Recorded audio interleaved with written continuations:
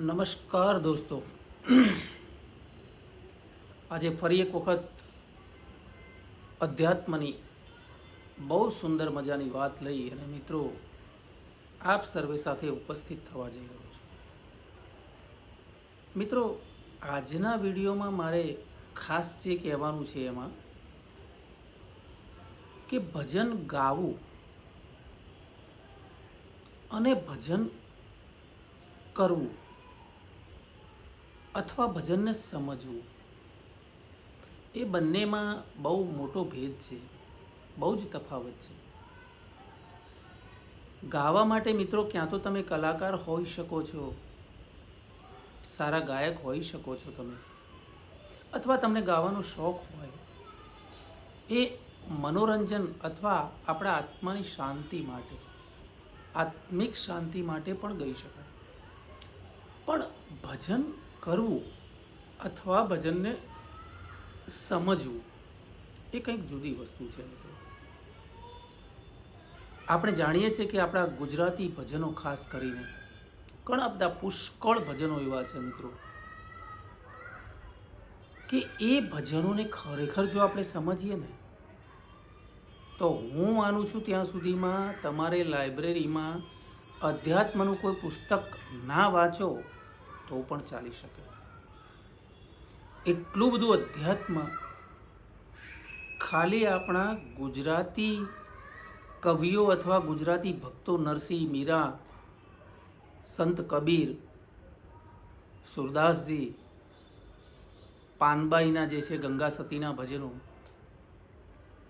પુષ્કળ અધ્યાત્મ પડ્યું છે. કોઈ પુસ્તક વાંચવાની જરૂર પણ ન પડે જો તમે ભજનને સમજો તો. અને મિત્રો, અધ્યાત્મના જે જ્ઞાન પીપાસુ માણસો હોય છે એમને તો ભજનનું વિવેચન બહુ જ ગમતું હોય છે. અને મિત્રો, સાચું કહું છું, ભજન સમજ્યા વગર ગાવું અથવા ભજન કરવું એ પણ ખોટી વાત છે.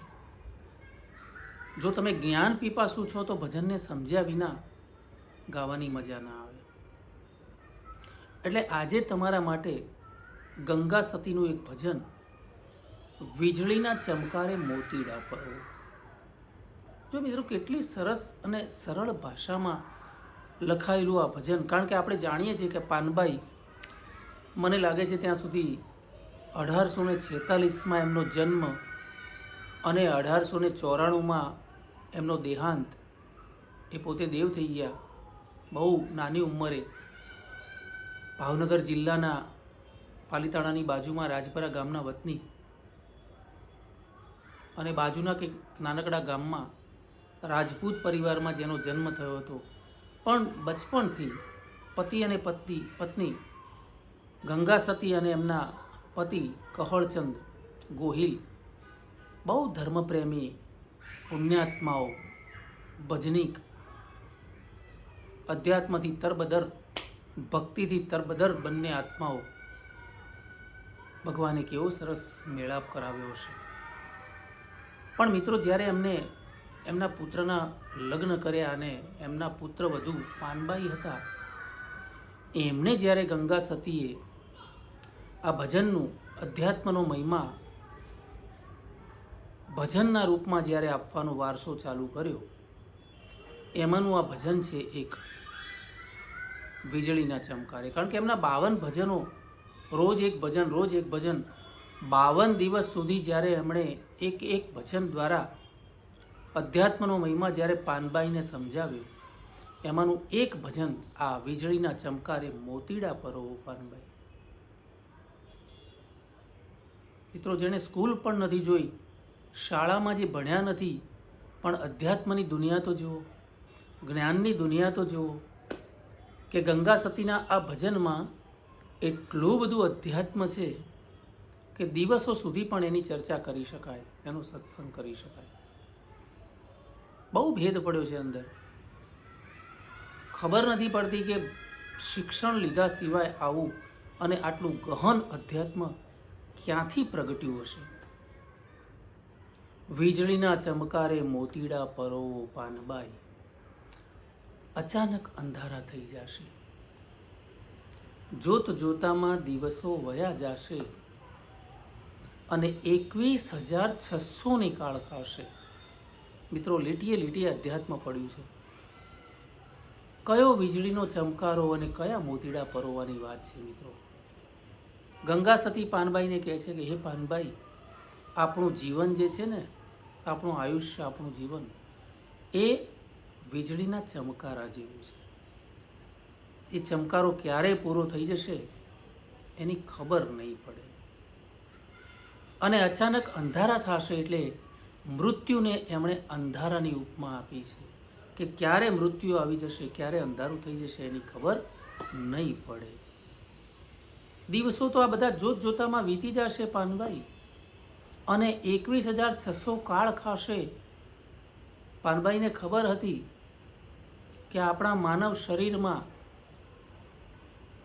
24 કલાકમાં આપણું શરીર 21,700 વખત શ્વસન, શ્વાસ અને ઉચ્છ્વાસની ક્રિયા કરે છે. મિત્રો, અને એને કાળ તરીકે, સમયની એક ગણતરી તરીકે એમણે વર્ણન કર્યું છે કે આ ક્યારે ખાઈ જશે સમય.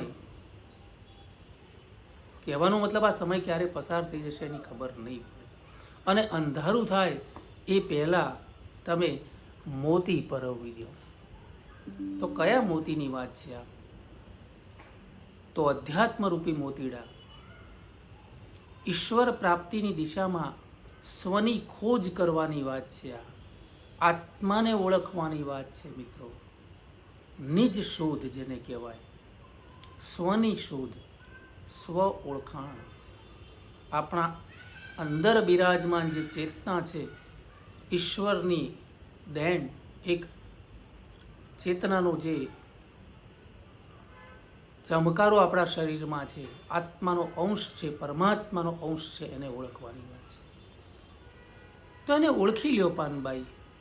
એવું આ ગંગા સતી એમના પુત્ર વધુ પાનબાઈને સમજાવે છે. બીજી પંક્તિમાં લખે છે કે જાણ્યા જેવી આ તો અજાણ વસ્તુ છે. અજાણી છે એ પાનબાઈ તમે જાણતા નથી, પણ જાણવા જેવી છે, મજા આવી છે. પણ એ અધૂરિયાને ન કહેવાય. કોઈ પાત્રતા, એના પાત્ર કોઈક વ્યક્તિ હોય એને જ કહેવાય. પાત્ર વગર આ વાત કોઈને કહેવા જેવી નથી. આ ગુપ્ત રસ છે, ગુપ્ત જ્ઞાન છે, અને એનો ખેલ એટલો બધો અટપટો છે કે આંટી મેલો તો સમજાય. મનના સંશયો મૂકી અને તમે જો અહીંયા આવીને બેસો અને સમજો, જાણવાનો પ્રયત્ન કરો, તો જ તમને સમજાય. શ્રદ્ધાનો પણ વિષય છે અને સંશયો મૂકી અહંકાર મુક્ત થઈ અને આ સમજવાનો વિષય છે. કેટલું બધું સમજાવે છે પાનભાઈ આ ભજનમાં. મનરે મૂકીને તમે આવો મેદાનમાં, મનને હળવું કરી દો, મન ખાલી કરી દો, નિર્મળ કરી દો, અને આ મેદાનમાં મારી સામે બેસી જાઓ તો જાણી લ્યો જીવ કેરી જાત. આ જીવ શું છે, એનો સ્વભાવ કેવો છે, અને એમાં બેઠેલો જે ચેતન આત્મા છે, જે પરમાત્માનો અંશ છે, એની જાત તમને સમજાવું, એટલે એનો ભેદ સમજાવું છું. સજાતિ અને વિજાતિ, પુરુષ અને પ્રકૃતિ. મિત્રો, પરમાત્મા અને એનો અંશ આપણા શરીરમાં બેઠેલો આત્મા છે તો એનો જ અંશ, પણ સજાતિ અને વિજાતિ, આત્મા અને પરમાત્માને સમજાવવાની વાત છે. પિંડ બ્રહ્માંડથી પર છે ગુરુ પાનબાઈ, એનો દેખાડું તમને દેશ. મિત્રો, ગુરુજીના દેશ દેખાડવાની વાત પાનબાઈને આ ગંગા સતી કરે છે. તો ગુરુજીનો દેશ પિંડ બ્રહ્માંડથી પર છે. આ બ્રહ્માંડનો અંશ પિંડ. પિંડ એટલે આપણું શરીર, જેમાં એક જીવાત્મા સજીવ રૂપમાં જે છે આપણને જીવંત રાખે છે, અને બીજો એમાં બિરાજમાન છે પરમાત્માનો અંશ, આત્મા, જે સાક્ષી રૂપે બિરાજમાન છે. આવું એક ચૈતન્ય જે આપણા શરીરમાં છે, એનો દેશ જ્યાં ગંગા સતી પાનબાઈને સમજાવવાની વાત કરે છે કે ગુરુજીનો દેશ તમને દેખાડું, આવો પાનબાઈ. ગંગા સતી એમ બોલિયા, ત્યાં નહીં માયા જરીએ લેશ. જો ગુરુજીનો દેશ તમે જોશો, સમજશો, તો ત્યાં માયા લેશ માત્ર પણ નથી. કારણ કે આત્મા અને પરમાત્મા સ્વની ઓળખ થાય છે, બીજું કંઈ જ નથી. જે વેદોમાં જે વાત છે તત્વમસી, તે તું જ છે. અને બીજું એક વેદ વાક્ય છે અહમ બ્રહ્માસ્મિ. જાણી ગયા પછી આપણને ખબર પડે કે આ હું પોતે બ્રહ્મ છું, અહમ બ્રહ્માસ્મિ. મિત્રો, આવી વાતો પાનબાઈના આ ભજનમાંથી આપણને જાણવા મળે છે. આશા રાખું છું કે હવે પછી આપણે બધા પાનબાઈના ભજનોને પણ સમજીશું. બીજા ગુજરાતી નરસિંહ મીરા અને સંત કબીરના પુષ્કળ ભજનો, જો તમને રસ હોય તો આવી રીતે વિવેચન દ્વારા પણ એને સમજીએ અને પછી ગાઈએ, તો આપણા આત્માનું કલ્યાણ થાય, આપણા આત્માને આનંદ મળે. કારણ કે આત્માની પ્રકૃતિ આનંદ છે મિત્રો. અરે મેં હું આનંદ, આનંદ હૈ મેરા. સમજો તમે? આનંદ એ આત્માની પ્રકૃતિ છે, એનો સ્વભાવ જ આનંદ છે. પણ એ કયા આનંદની વાત છે? તો ગંગા સતી જ્યારે આ પાનબાઈને ગુરુજીનો દેશ દેખાડવાની વાત કરે છે, આત્માની ઓળખાણ કરાવવાની વાત કરે છે, અને પછી જે પરમાનંદ પ્રાપ્ત થાય છે એ શબ્દાતીત હોય છે, એનું વર્ણન પણ ના કરી શકાય એવો આનંદ હોય છે. એવા આનંદની વાત ગંગા સતીએ આ ભજનમાં પાનબાઈને કરી છે. પણ આ બધું વીજળીના ચમકારા જેવું છે મિત્રો.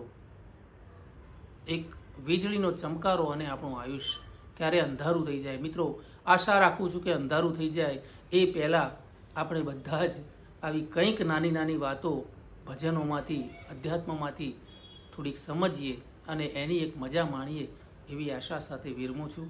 આશા રાખું છું કે આ વિડીયો આપ સર્વે મિત્રોને ગમ્યો હશે.